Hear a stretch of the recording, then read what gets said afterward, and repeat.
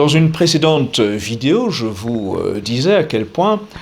un ordre social chrétien et une justice sociale chrétienne constituent une troisième voie entre le socialo-marxisme et le capitalisme libéral.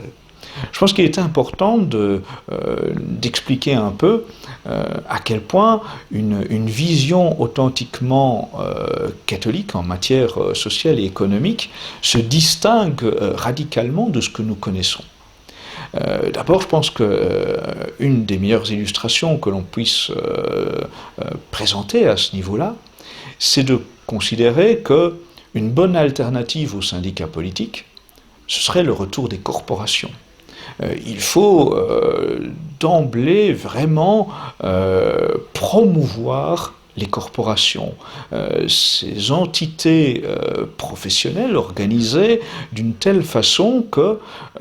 l'ouvrier et le patron travaillaient main dans la main pour un même objectif et non pas opposés l'un à l'autre dans une logique de lutte des classes. Les corporations ont été pendant très longtemps une possibilité harmonieuse de développer une initiative économique avec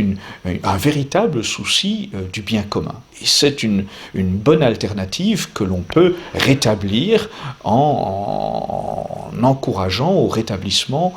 de corporations. Elles sont à portée de main, rien n'empêche de les recréer, rien n'empêche de les amorcer en tout cas dans leur retour dans une société telle que voulue selon un ordre social chrétien. Un autre élément qu'il faut expliquer dans le cadre des bienfaits que nos concitoyens pourraient très vite voir dans une logique d'ordre social chrétien et de justice sociale chrétienne, c'est le retour à une politique économique de bon sens. Aujourd'hui, l'entreprise est de plus en plus, ou l'industrie, sont de plus en plus aux mains d'une logique marchande de multinationales qui crée de faux besoins. Et ces faux besoins sont une possibilité de rendre le consommateur esclave de faux besoins. On en est désormais à une logique où la stratégie d'entreprise consiste non pas à répondre à de réels besoins de consommateurs,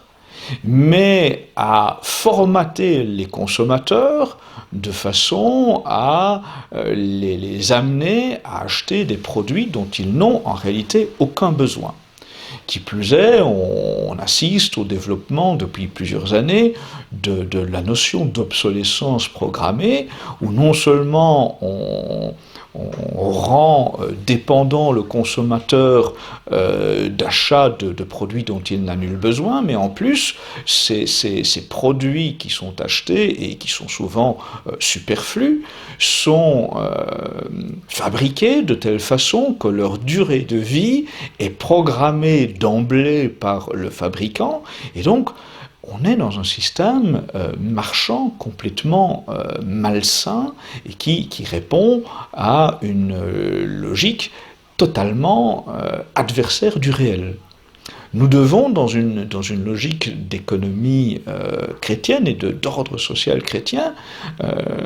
affirmer le besoin de retour au réel et ramener donc l'entreprise et l'industrie à ne travailler que pour répondre à de véritables besoins des consommateurs et non pas pour formater des consommateurs à de faux besoins. Nous devons aussi rappeler que l'entreprise, l'industrie ne doivent pas rendre le consommateur esclave. Or, la multiplicité des faux besoins favorise l'endettement des consommateurs, favorise l'achat frénétique qui s'additionne à une facilité malsaine désormais des commerces et notamment des supermarchés à offrir des possibilités de s'endetter pour le moindre achat du moindre produit totalement superflu et inutile. L'endettement, c'est aussi l'esclavage. Et donc nos concitoyens sont dans une situation complètement malsaine où ils s'endettent pour tout et pour rien, et surtout pour de faux besoins, pour l'achat de produits dont ils n'ont nul besoin et qui en plus souvent les coupent du réel à travers notamment toute une série de systèmes de multimédia dont ils sont de plus en plus dépendants, le smartphone qui devient quasiment une excroissance de la main et de l'oreille pour couper le citoyen de tout contact social réel. Combien ne voit-on pas de gens qui ne se parlent plus, mais se téléphonent ou s'envoient des textos alors qu'ils sont à toute petite distance l'un de l'autre. Rompre le contact social est aussi une forme de dépendance que l'on crée à l'usage de faux besoins pour lesquels les citoyens s'endettent. L'ordre social chrétien, c'est le retour au réel, c'est le retour au bon sens, c'est le retour à une économie qui ne favorise pas l'esclavage du concitoyen, mais répond à ses simples besoins naturels pour vivre dans un contexte harmonieux.